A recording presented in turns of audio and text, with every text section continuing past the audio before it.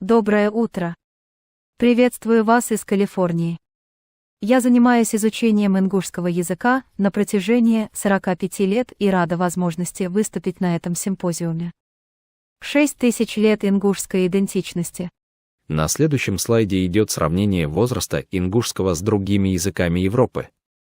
Европейские языки имеют глубокие корни, которые можно отследить на тысячелетия назад, благодаря различным источникам. Например, микенский диалект древнегреческого языка, возникший примерно 3400 лет назад, был одной из первых зафиксированных форм греческого языка.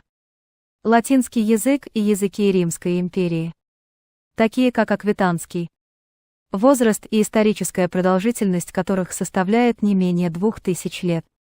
Эти данные подкрепляются археологическими и историческими свидетельствами, такими как древние архитектурные памятники, эпиграфические надписи, археологические находки, исторические записи, ранняя литература, включая произведения таких авторов, как Гомер. Следующий слайд сравнивает возраст языковых семей. Европейские языки относятся к нескольким основным языковым семьям, каждая из которых имеет свои корни и историческое развитие. Индоевропейская языковая семья. Английский, шведский, французский и хорватский возникла примерно 6500 лет назад в географических районах, которые на данный момент расположены в области таких городов, как Киев и Казань. Семитская языковая семья. Мальтийский язык появилась около 6000 лет назад на Ближнем Востоке. Уральская языковая семья. Финский, эстонский и венгерский существуют уже около 4500 лет, изначально сформировалась в Западной Сибири. Но что можно сказать о Кавказе? В частности, об Ингушетии. Этот вопрос сегодня актуален, так как осведомленность в своем происхождении играет важную роль в формировании национальной и этнической идентичности европейцев. В регионе имеется значительное количество археологических данных, сохранившихся как нераскрытые до сих пор под землей и уже раскопанные. Однако эти данные исследованы сегодня не до конца. Существуют словари и грамматики для различных языков, включая ингушский. Заимствованные слова также предоставляют информацию о культурных контактах и историческом взаимодействии народов. Также имеются некоторые описания культурных кодов, собранных этнографами. Ингуши обладают обширными знаниями о происхождении своих родов и части своей ранней истории. Таким образом, об ингушском народе известно достаточно много. Но это лишь начало обширного исследования. И в дальнейшем необходимо его продолжать, чтобы лучше понять древнюю историю ингушей и их языковую семью, которой принадлежит их язык. Более того, необходимо определить новое направление для будущих исследований. Для того, чтобы изучить происхождение ингушей, а также определить наиболее ранние аспекты формирования современной ингушской идентичности, я буду опираться на данные исторической лингвистики и лингвистической географии. Сегодня нам известно несколько теорий относительно происхождения ингушей. Мы обладаем сведениями о языковой семье, к которой относится ингушский язык, а также сведениями о возрасте данной языковой семьи. Более того, наличествует информация и о языковых семьях, которые являются близкими ингушской языковой семье. Кроме того, имеется обширная база данных об археологии Кавказа, хотя далеко не все аспекты этой науки до конца исследованы. Также есть возможность установить происхождение некоторых нахско-дагестанских языков. На карте представлен общий обзор территории Кавказа. Нахско-дагестанская языковая семья распространена в восточной части региона, а ингушский примерно здесь, на Центральном Кавказе. Важную роль здесь играют горные хребты, которые связывали Древний и Ближний Восток с древними степями. Эти связи имели особое значение, и одним из главных вопросов моего исследования заключается в том, каким образом эти контакты осуществлялись через горы. Здесь представлено генеалогическое древо ингушского языка. а также родственных ему языков бацбийского и чеченского и языки, которые находятся с ингушским в более отдаленном родстве. Все эти языки, их более 30, входят в языковую семью, которой, возможно, около 6000 лет. На данном слайде звездочками отмечены языки, в которых так называемые диалекты на самом деле являются языками других народов. Ингушское древо указано как прямая линия не менее 6000 лет, родственные языки около 6000 лет. Пунктиром показаны альтернативные варианты появления языков. Итак, насколько далеко можно проследить вероятные истоки данной языковой семьи, считается, что все языки, входящие в нее, объединяет один общий проязык. В эпоху мезолита, еще до появления сельского хозяйства и одомашнивания животных, существовали охотничьи культуры, среди которых известна чохская культура, названная в честь поселения Чох, расположенного на территории современного Дагестана, где ныне говорят на аварском языке. Поселение Чох является одним из первых мест, где археологи обнаружили появление одомашненных растений и животных. Такое открытие позволяет ученым утверждать, что именно здесь люди, примерно 8000 лет назад или даже раньше, стали впервые заниматься сельским хозяйством в Европе. Здесь находится важный археологический объект бронзового века, современный Великент, а также исторически значимое место Дербент. Если внимательно рассмотреть карту, можно заметить, что здесь находятся горы, а вдоль них простирается прибрежная равнина. Она сужается там, где высота гор уменьшается по мере приближения к океану в районе Дербента, а затем снова расширяется. Эта прибрежная равнина представляет собой главный связующий мост между северными степными культурами и Древним Ближним Востоком на юге. Здесь представлены две значимые культуры, которые вели сельскохозяйственную деятельность, и культура бронзового века. Майкопская культура, Западный Кавказ, была известна своим богатством благодаря активной торговле металлами на территории современной Ингушетии. Кура-аракская культура находилась в юго-восточной части, включая обширные территории ингушей, других накских народов, а также дагестанских народов. На карте видно, что обе культуры представлены на территории Ингушетии. Данные культуры охватывали на тот момент обширные территории. Кура-аракская культура занимала очень большую территорию в сравнении с теми местами, где говорили на отдельных языках в древности. Это указывает на то, что в этом регионе, скорее всего, существовало множество языков, точное количество которых неизвестно. Вероятно, в этом районе люди говорили на проязыке нахско-дагестанской языковой семьи, но конкретное местоположение и условия использования этого языка остаются неизвестными. Можно ли считать кура-аракскую культуру основой или источником для современных нахско-дагестанских языков, включая ингушский? Является ли чохская культура предком этих языков? Однако это неправильный вопрос или не совсем правильный вопрос. Вопрос, тем не менее, актуален. Важно отметить, что Чох находится в высокогорье, где сейчас используется аварский язык. В горах языки развиваются с равнины в горы чаще, чем с гор на равнину. Горцы учатся говорить на языке народов равнины, так как именно там располагаются рынки и возможности зимнего трудоустройства, и со временем они постепенно переходят на повседневное использование данного языка. Однако Чох уже является высокогорным, и в нем сейчас говорят на диалекте аварского, что связано с его недавним распространением. Поэтому с лингвистической точки зрения мы не можем утверждать, что Чох является предком современных языков.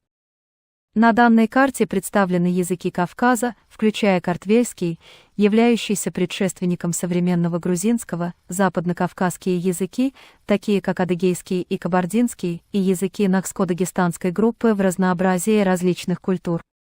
Здесь представлены чеченские и ингушские языки, а также бацбийский, который находится с ними в отдаленном родстве, и более дальние языки, такие как лезгинский, аварский, даргинский и другие. Таким образом, необходимо выяснить, как все эти языки восходят к общему проязыку с учетом современных накских языков. Вот что мы можем сказать о происхождении некоторых ветвей этого языкового древа.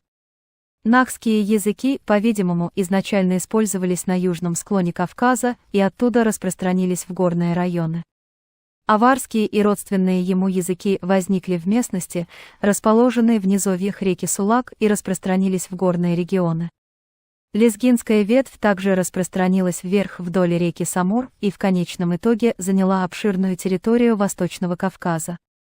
И снова здесь мы видим Чох, находящийся значительно выше всех этих начальных точек. Однако, если мы посмотрим на эту карту, мы увидим Нахскую и другие ветви, то есть 3 ветви данной языковой семьи. Их исходные точки находятся на значительном расстоянии друг от друга. Так каким образом эти 3 удаленные друг от друга ветви произошли от одного общего для этой семьи языка? Это является большой загадкой и предметом дискуссий среди лингвистов и археологов. Посмотрим снова на карту, мы видим, что данный горный хребет препятствует сообщению между важными культурами степи и Европы на севере и Древним Ближним Востоком, где возникло множество открытий и нововведений на юге. Каким образом знания, люди, одомашненные животные и растения могли переместиться через горные хребты? Ответ прост: этого не происходило. Было нецелесообразным преодолевать горы в центральном проходе Центрального Кавказа.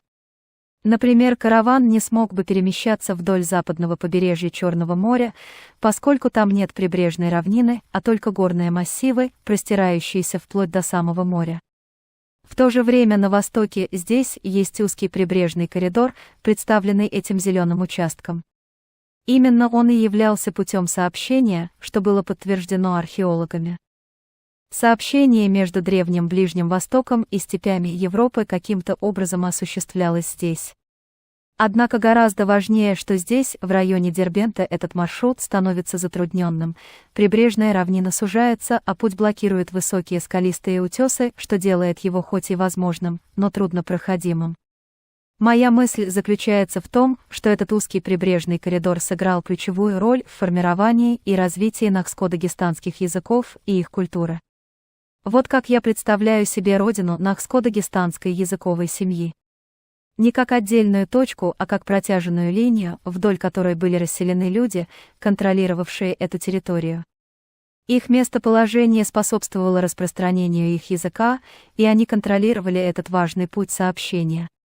Таким образом, можно считать, что ваши лингвистические и культурные предки контролировали стратегический пункт для взимания пошлин, поддержания правопорядка и регулирования торговли, осуществляя сбор налогов с каждого каравана, всадника и пешего путника, перемещавшегося по этому пути с севера на юг. И следует еще раз подчеркнуть, что это были большие потоки людей, поскольку это был важный путь сообщения в экономическом отношении. Ваши предки были ключевыми управленцами и посредниками в организации и поддержании торговых связей между севером и югом. Я собираюсь использовать одну особенность грамматической структуры. Одну небольшую особенность грамматической структуры ингушского языка, чтобы подтвердить этот анализ. Это то, что я называю аутогендером. Мы все знаем, что такое категория рода в таком языке, как ингушский. Это согласование глаголов и некоторых прилагательных с каждым существительным. Например, это wash, yish, jolly, whatever, and so forth. Данные слова согласуются по роду с существительным. Существительные не обладают явными признаками, которые указывают на его род, поэтому род просто нужно выучить. И я вас уверяю, это нелегко, но это возможно. Маленькие дети справляются с этим легко, а взрослым это дается с трудом, но все же его возможно выучить. Вот список слов на ингушском и некоторых родственных ему языках, которые принадлежат к роду «Б». Я подчеркнула букву «Б», с которой начинаются многие из этих слов, что любопытно. Это такие слова, как Малх-Б, Бут-Б, которая начинается с буквы «Б» в ингушском, такой же буквой, как и их показатель рода. Хотя в общем, вы не можете определить род существительного потому, как оно звучит. Если они начинаются не с «Б», то они начинаются с «М», который является более близким носовым звуком. И там, где «М» в ингушском, имеется «Б» в аварском, здесь и наоборот, здесь. Таким образом, это не является обычным соответствием звуков, здесь происходило что-то интересное. Здесь также есть слова, которые относятся к роду «б», но не начинаются ни с буквы «б», ни с буквы «м». Вот слово на лезгинском «рак», которое не имеет «б» или «м», и слово на хиналукском «инг» и так далее. И, наконец, вот слово для барана, которое не содержит букву «б» или «м» ни в одном из этих языков, но тем не менее принадлежит к тому же классу роду «б». Это любопытная вещь. Если вы подумаете о таких языках, как немецкий, французский, русский, они не начинаются с согласного, который обозначает их род. И в общем, вы не можете определить род по звучанию слова. Таким образом, рассматриваемое явление касается основных существительных, причем только небольшой их части, особенно относящихся к гендерной категории «б», где род определяется первой согласной буквой. Обратите внимание, что иногда в начале слова имеется сочетание из двух согласных, что в целом представляет собой относительно необычное явление для данной языковой семьи. Например, на бацбийском языке блоха будет псик с буквой «п» в начале слова. Однако родственное слово в ингушском и чеченском языках не имеет буквы «п». И на ингушском блоха будет сагал. Слово для шерсти тха начинается с буквы «т», но исторически произошло от формы, где оно начиналось с буквы «д». Однако то же самое слово в других нахско-дагестанских языках не всегда начинается с буквы «д», хотя это его род. Так что это интересное явление. Я проанализировала 50 существительных во всех нахско-дагестанских языках, чтобы узнать, какие из этих существительных имеют автогендер, а какие нет. И вот результаты: 70% или подавляющее большинство имеют автогендер в нахских языках, с уменьшением в некоторых других языках, и, наконец, в даргинском и хиналукском языках этих слов очень мало, менее 50%. Эти языки простираются с запада на восток по обе стороны Кавказа. Нахский изначально на юге, а вараандийский на севере, но оба на западе и так далее. Это интересное географическое распределение, но, повторюсь, проценты этих 50 слов, которые я исследовала, значительно варьируют. Вот график, показывающий те же результаты. Синие точки представляют собой языки с количеством существительных с автогендером, и вы можете видеть, что они идут вот западное, а вот восточное, и частота слов с автогендером уменьшается с запада на восток. Что еще мы можем сказать об автогендере? Он восходит к проязыку, но слово за словом он разделяется на ветви, и распределение с запада на восток отражает современную географию. Итак, отображены три стадии: родоначальный язык, основные ветви и их более поздние ответвления, а также современная география. Этот слайд я пропущу, это график, который говорит то же самое о структуре языковой семьи. Все это вписывается в более широкую историю языковой семьи, применительно к связи с землей и контролю над территорией. Проязык распространился именно потому, что его носители контролировали тот узкий проход на восточно-западном пути между степью и древним Ближним Востоком. Носители этого языка использовали землю в своих экономических интересах, они управляли торговыми путями. У них также были ежегодные миграции вверх и вниз, как это происходит и в традиционной экономике до сих пор, и языки распространялись с равнины к возвышенности на протяжении последних нескольких тысяч лет. Нахская ветвь отделилась на раннем этапе и распространилась отдельно на юге. Распространение языков происходило не только вследствие переселения людей, но главным образом из-за того, что жители горных районов находили полезным для себя изучение и использование языка равнины. Археологические исследования показывают, что некоторые поселения в горах, такие как, например, авароязычный город Чох в высокогорьях Дагестана, очень древние.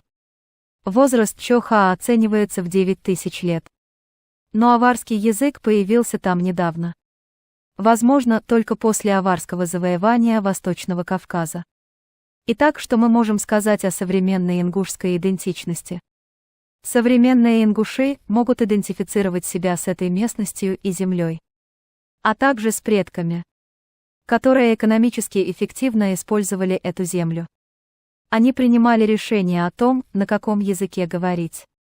Это ингушский язык или древний ингушский, на котором говорили в этой местности на протяжении длительного времени предки ингушей.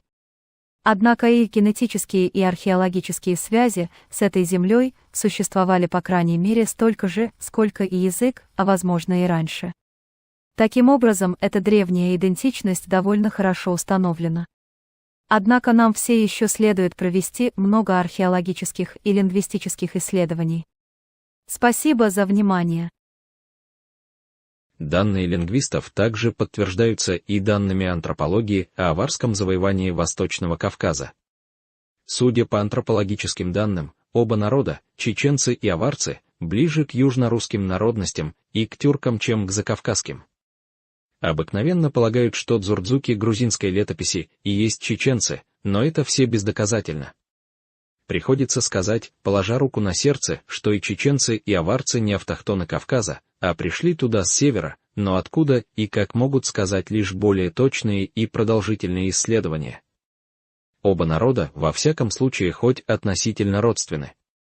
Приват-доцент истории Востока и этнографии в Киевском университете А.Грен.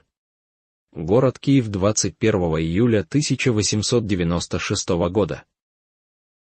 Антропологи также подтверждают, что ингуши — это автохтоны Кавказа и являются не просто древним, а очень древним народом Кавказа. Виктор Дингелстедт. Шотландский географический журнал 1901 года «Антропологические исследования в Альпах и Кавказе». Ингуши считаются очень древними жителями Кавказа. Но их происхождение теряется в неясных и даже противоречивых традициях.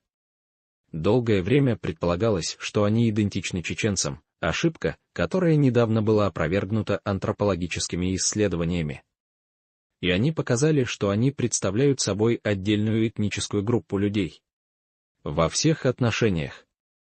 Ингуши представляют собой антропологически отдельную группу людей, населяющих Кавказ, которая отличается от всех своих соседей, осетин, чеченцев, лезгин, кумыков, черкесов и кабардинцев, армян, грузин, евреев и других.